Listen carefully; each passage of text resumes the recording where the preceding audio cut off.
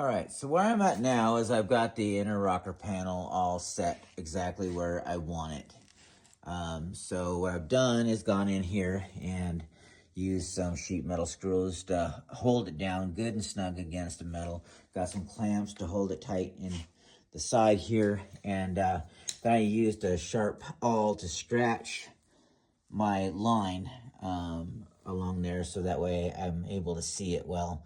So I just scratched a good deep gouged line through there, and that way after I pull these sheet metal screws, I'll be able to just go in there with my skinny wheel and cut that old rotten rocker panel out. Okay, so the inner rocker panel is for the most part in. I've still got to clean up some wells, but man, it lined up really good. I've got just to, do clean up on my spot wells, and I need to figure out how I'm gonna tie in all this up here, and it's depending on how much rot's up there.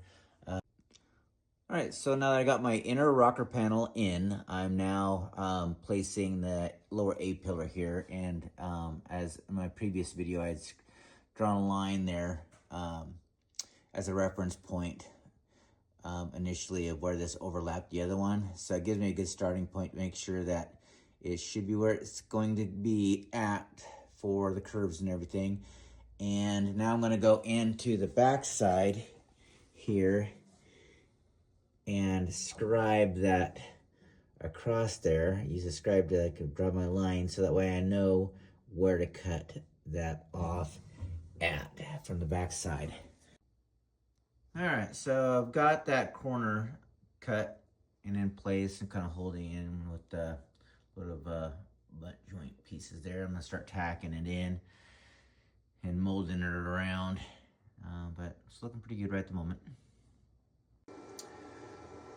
Okay, so getting the corner tacked in here and just working our way around. So we started up here in this corner and just started working just some tacks to hold it in place.